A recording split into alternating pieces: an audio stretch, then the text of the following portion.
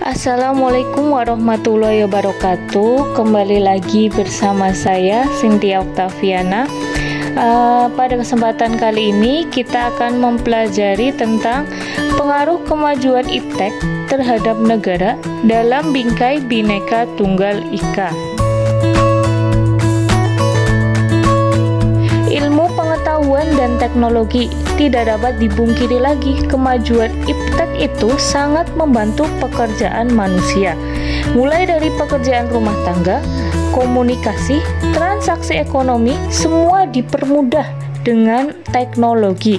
Bahkan kalian sekarang pun yang sedang di rumah, yang sedang belajar dari rumah, itu juga salah satu perkembangan dari iptek. Kalian bisa belajar dari rumah tanpa harus duduk di bangku sekolah, hanya dengan menggunakan media komunikasi, yaitu handphone.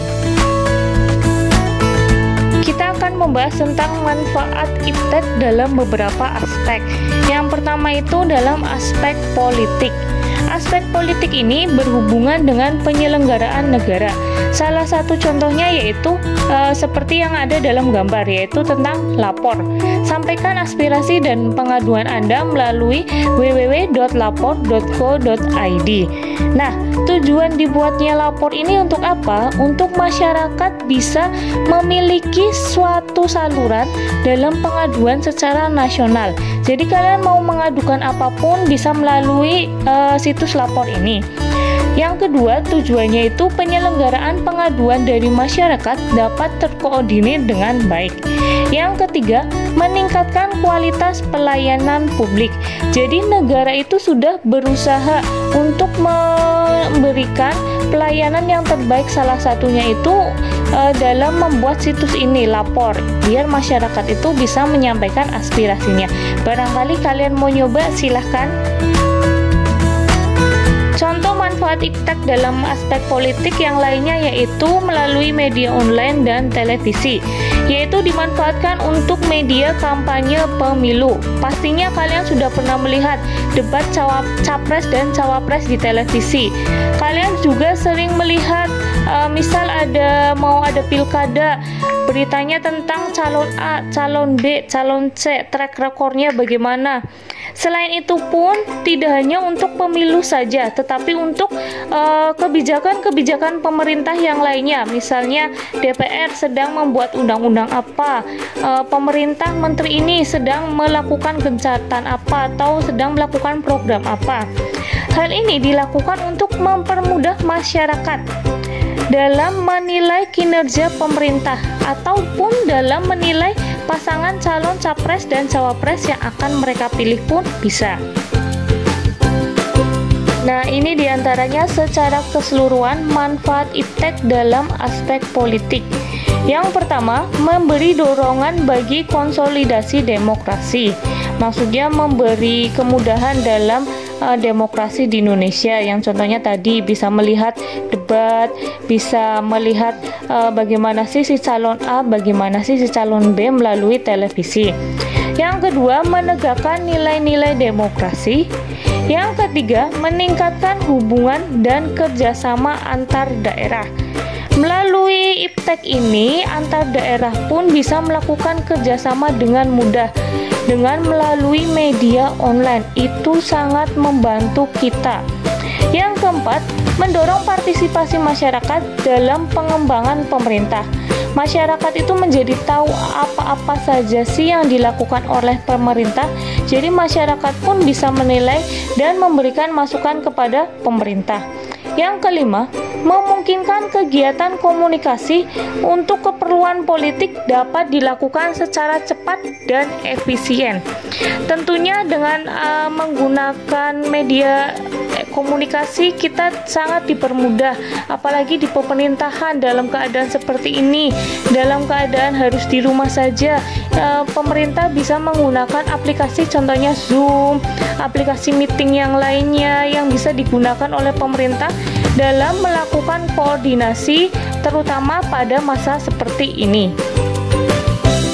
Manfaat iptek dalam aspek ekonomi, diantaranya bisa tertera di layar kalian gambar-gambar toko online shop ya. Pastinya kalian sudah pernah kan belanja barang di salah satu toko tersebut. Manfaatnya itu apa sih? Manfaatnya itu berdampak sekali terhadap perkembangan media sosial, salah satunya online shop. Sebagai konsumen sangat terbantu dengan adanya pemesanan dan transaksi tanpa harus beranjak dari tempat duduk.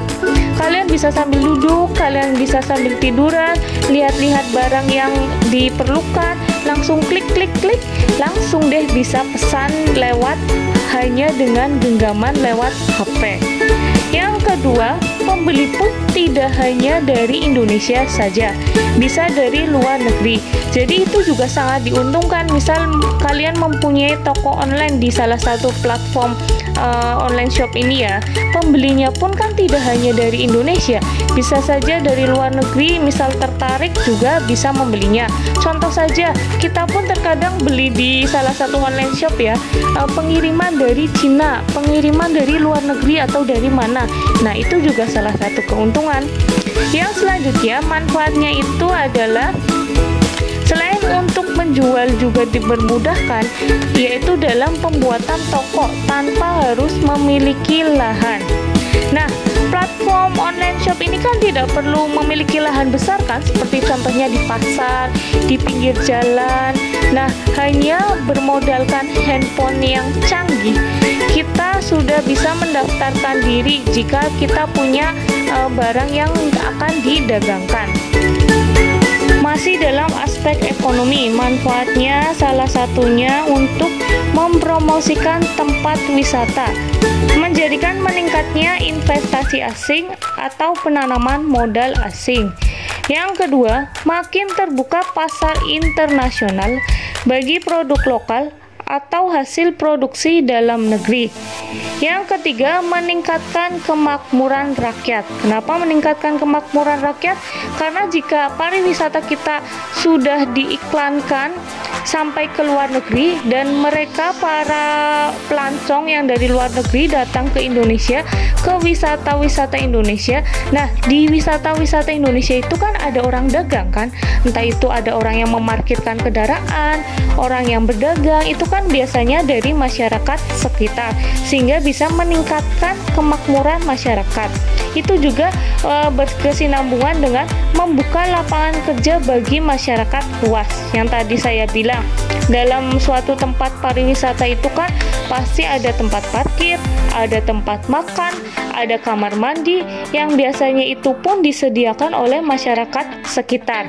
Contoh iklannya itu pasti kalian juga sudah pernah lihat di televisi juga, kadang ditampilkan tentang pesona Indonesia, alam-alamnya apa saja, pariwisatanya apa saja, itu sangat menarik. Selanjutnya, manfaat iptek dalam aspek sosial budaya.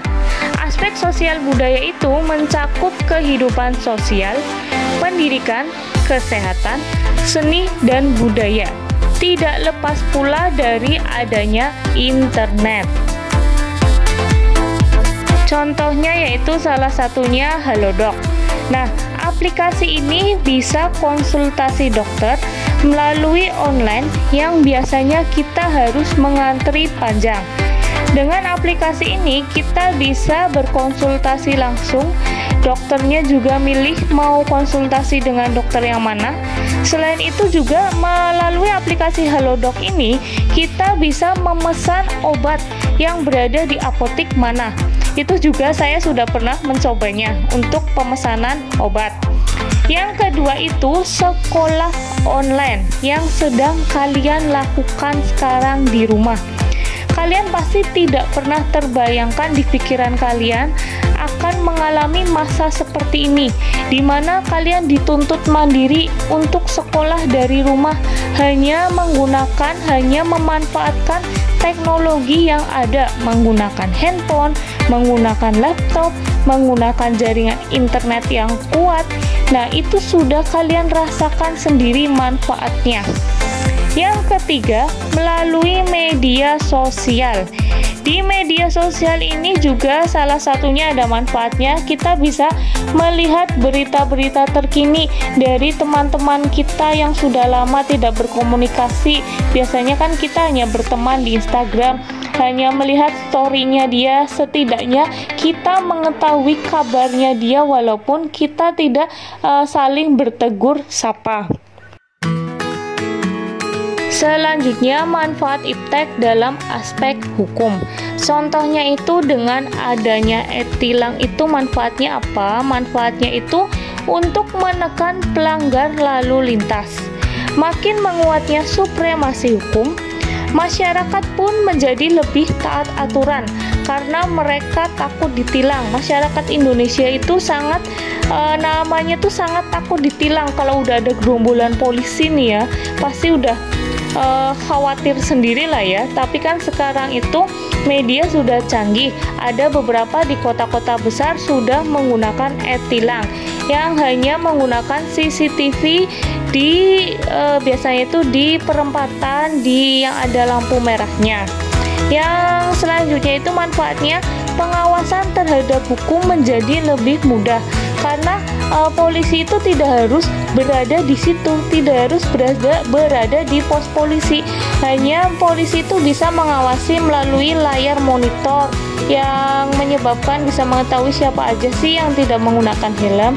Bisa langsung diinfokan melalui mikrofon yang tersedia juga. Kalian pastinya juga sudah pernah melihat di Instagram itu banyak berita-berita tentang e-tilang seperti itu.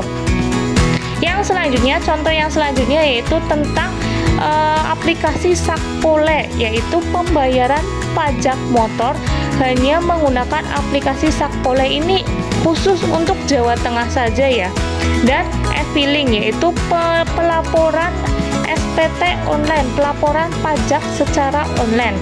Nah, kedua aplikasi ini pun sangat membantu bagi masyarakat untuk membayar pajak. Apalagi dengan dalih masyarakat tidak punya waktu banyak untuk mengantri, tidak punya waktu untuk datang ke kantornya. Sekarang kita sudah sangat dimudahkan sekali dengan beberapa aplikasi yang dimiliki oleh negara. Nah, kedua aplikasi ini pun saya sudah mencobanya sendiri tentang Sakpole, membayar pajak hanya menggunakan HP. Kita membayar pajak di HP, memasukkan identitasnya melalui aplikasi tersebut, lalu buktinya di print. Kita datang ke kantor Samsat yang biasanya antrinya panjang, antrinya banyak, kita langsung disediakan loket khusus pembayaran lewat online. Itu sangat sepi, mungkin masyarakat belum pada tahu ya atau bagaimana, tapi loket itu tuh sepi, hanya ada saya pada waktu itu ya. Terus juga pelaporan pajak online saya juga sudah pernah melakukannya karena keterbatasan waktu dan bisa juga dibilang mager mengantri ya. Jadi saya mencari-cari aplikasi yang sekiranya bisa untuk membayar online. Jujur saya sangat terbantu dengan aplikasi-aplikasi tersebut, tanpa harus mengantri, tanpa harus datang ke kantornya langsung pun kita sudah bisa membayar pajak. Kalau pelaporan pajak online ini yang di e-filing ini, kita sama sekali tidak ke kantornya, hanya melalui HP, buktinya juga langsung masuk ke email. Itu sudah cukup. Yang terakhir yaitu manfaat iptek dalam aspek pertahanan dan keamanan. Indonesia sudah bisa menyamai teknologi luar negeri. Contohnya, Indonesia itu sudah bisa menciptakan drone Puna yang dapat beroperasi selama 24 jam. Dengan adanya drone ini diharapkan dapat membantu TNI Angkatan Udara dalam mengawasi wilayah NKRI melalui udara. Nah, drone ini itu fungsinya buat apa sih? Fungsinya itu TNI itu jadi bisa melihat di perbatasan aman enggak, di laut aman enggak, terus di daerah yang rawan terorisme aman enggak, terus di pelabuhan yang rawan penyelundupan aman enggak. Nah, itu fungsinya dari drone tersebut. Selanjutnya, pengaruh negatif dalam penggunaan iptek. Yang pertama yang akan kita bahas yaitu tentang aspek politik. Nah, Indonesia itu merupakan negara yang menganut ideologi Pancasila. Ideologi Pancasila ini disesuaikan dengan kepribadian, kebiasaan, adat istiadat yang ada di bangsa Indonesia itu sendiri. Jadi, pengaruh negatifnya itu bisa warga Indonesia itu terpengaruh dengan liberalisme dan komunisme. Selain itu, banyaknya munculnya gerakan-gerakan radikal dan propaganda yang sebenarnya itu tidak sesuai dengan kepribadian Pancasila. Selain itu juga karena informasi yang sangat cepat bisa sampai ke masyarakat, berita-berita hoax itu sangat mudah sekali didapat oleh masyarakat, yang menyebabkan citra buruk dari pemerintah itu dapat tersebar dengan cepatnya. Sebenarnya sih itu memang tidak benar, tetapi karena itu tentang negatif tentang pemerintah, akhirnya disebar terus, di broadcast terus, dikirim terus, akhirnya warga negara Indonesia itu sendiri tidak percaya dengan pemerintahannya. Itu salah satunya pengaruh negatif impact dalam aspek politik. Nah, secara terperinci, pengaruh negatif impact dalam aspek politik diantaranya lunturnya nilai politik yang berdasarkan semangat kekeluargaan, musyawarah, mufakat, dan gotong royong. Nah, ini sangat sesuai sekali dengan jiwa Pancasila ya. Yang kedua, pengaruh negatifnya itu semakin meningkatnya nilai-nilai politik individu, kelompok, diktator masyarakat. Yang ketiga, timbulnya fanatisme rasis, etnik, dan agama dalam forum dan organisasi. Yang keempat, adanya konspirasi internasional, yaitu pertentangan kekuasaan. Nah, ini semua itu didapat karena apa? Didapat karena kita bisa melihat informasi-informasi dari luar negeri, yang di luar negeri itu lebih bersikap arogansi, sedangkan di Indonesia itu sikap seperti itu tidak cocok diterapkan di Indonesia. Selanjutnya, pengaruh negatif impact dalam aspek ekonomi. Yang pertama, Indonesia akan dibanjiri barang-barang dari luar negeri seiring dengan adanya perdagangan bebas yang tidak mengenal batas-batas negara. Tentunya dapat kita rasakan sekarang ini, bahkan alat makan yang biasa kita pakai atau pribadi saya sendiri, biasanya saya melihat made in mana, itu juga made in China. Kebanyakan made in China. Nah, itu salah satunya. Yang kedua, tidak menutup kemungkinan perekonomian Indonesia dikuasai oleh negara asing. Nah, karena seiring waktu barang-barang dari luar negeri itu banyak sekali berdatangan dan dijual di pasar Indonesia, akhirnya perekonomian Indonesia itu sangat dikuasai oleh negara asing karena barang-barang dari Indonesia itu sendiri tersingkir. Yang ketiga, kesenjangan sosial ekonomi akan muncul akibat persaingan bebas yang menyebabkan pelaku ekonomi yang kuat akan memonopoli pasar, sedangkan pelaku ekonomi yang lemah akan tersingkir dengan sendirinya. Yang keempat, pemerintah hanya sebagai regulator ekonomi. Mekanismenya tetap diatur oleh pasar.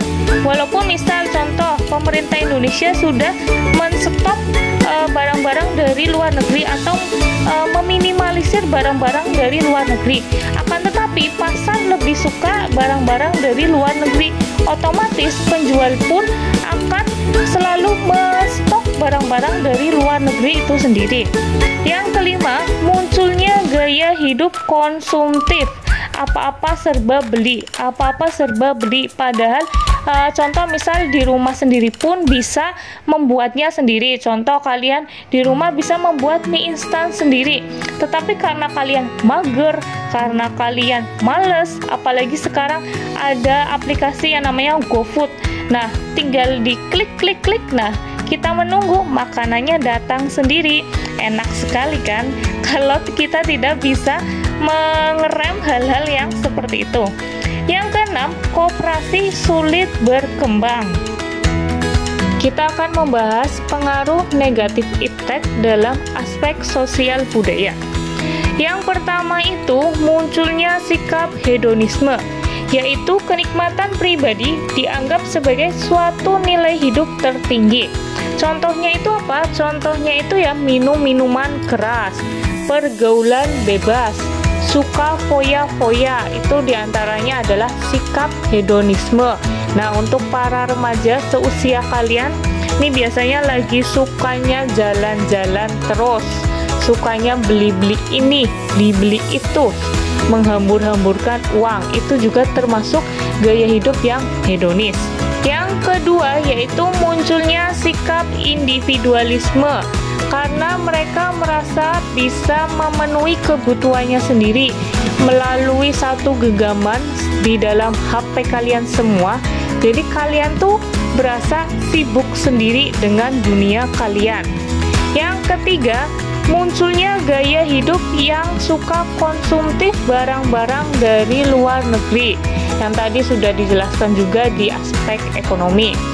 Yang keempat, munculnya gaya hidup westernisasi atau gaya hidup kebarat-baratan.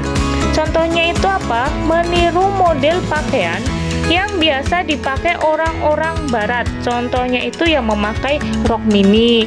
Kalau laki-laki yang memakai anting-anting. Nah, itu kan bukan budaya kita, tapi kan orang-orang Indonesia itu banyak yang menerapkan budaya seperti itu. Yang kelima, semakin memudarnya nilai-nilai keagamaan dalam kehidupan bermasyarakat. Yang tadi karena sudah terpengaruh oleh westernisasi, akhirnya nilai-nilai kebudayaan yang kita anut masing-masing itu sudah semakin luntur.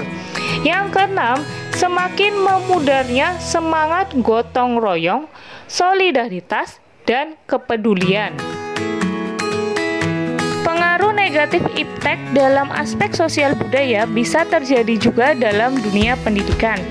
Di antaranya dalam penyalahgunaan internet untuk peretasan soal ujian berbasis komputer. Misal komputernya dihack untuk bisa mengetahui soal-soal ujian online, itu kan bisa juga. Yang kedua, kemudahan internet membuat peserta didik menjadi malas. Kenapa seperti itu? Karena misal guru memberikan soal, nah peserta didik itu tidak mencari dulu atau membaca dulu di buku atau membaca dari sumber internet, tidak apa-apa. Tapi kebanyakan peserta didik sekarang itu langsung menggunakan Brandy yang ada jawabannya langsung. Yang ketiga, peserta didik menyukai hal yang instan. Tadi berkesinambungan sama yang tadi ya. Harusnya itu peserta didik itu diberi soal itu untuk kemandirian mereka, untuk mencari tahu lebih lanjut dengan mandiri. Tetapi mereka malah langsung bukanya yang situs Brainly ya. Terus yang selanjutnya, menghabiskan waktu dan kuota untuk bermain game, Instagram, dan TikTok. Sedangkan pas besoknya paginya itu untuk pelajaran, alasannya kuotanya habis. Padahal semalaman dia main game, dia main Instagram, jadi membuang-buang waktu untuk hal yang tidak perlu. Malah hal yang wajib yaitu sekolah, belajar itu dia beralasan kuotanya habis. Pengaruh negatif iptek dalam aspek hukum pun diantaranya meningkatkan modus kejahatan. Contohnya apa? Perusakan situs internet yang tadi dihack ya. Terus pembobolan kartu ATM. Sekarang ini pembobolan kartu ATM itu sudah termasuk kejahatan yang sering terjadi terutama di Indonesia. Ada menggunakan skimming, ada menggunakan kamera tersembunyi yang dipasang di mesin ATM oleh pelaku, itu juga bisa. Yang ketiga contoh perbuatannya yaitu penyadapan, yaitu mencuri data-data pribadi milik seseorang ataupun instansi. Yang terakhir, pengaruh negatif iptek dalam aspek pertahanan dan keamanan. Yang pertama, melalui internet, pelaku teroris dapat berkomunikasi untuk mencari pengikut. Contohnya sudah banyak, bisa seringnya itu melalui Facebook, ada grup atau pertemanan mengajak ketemu, lalu di situ ternyata jaringan terorisme. Yang kedua, munculnya perang informasi yang mengancam kedaulatan negara Indonesia. Contohnya misal, si A menyebar berita seperti ini, ternyata si B menyebar berita berbeda dengan si A padahal topiknya sama. Nah, hal itu kan menjadi kerancuan di masyarakat. Masyarakat itu jadi bingung, mereka harus percaya yang mana. Yang ketiga, berita hoax dapat menimbulkan berbagai kesalahpahaman. Tadi masih nyambung sama yang kedua ya, karena banyaknya berita-berita yang tidak benar disebarkan di masyarakat, akhirnya itu juga bisa mengancam NKRI, bisa menyebabkan kesalahpahaman juga, dan yang terakhir juga bisa menyebabkan stabilitas nasional itu menjadi terganggu. Nah, selesai sudah materi pengaruh positif dan negatif dalam perkembangan iptek di berbagai aspek kehidupan. Semoga dengan adanya materi ini, kalian bisa lebih berhati-hati dalam penggunaan iptek. Terima kasih. Assalamualaikum warahmatullahi wabarakatuh.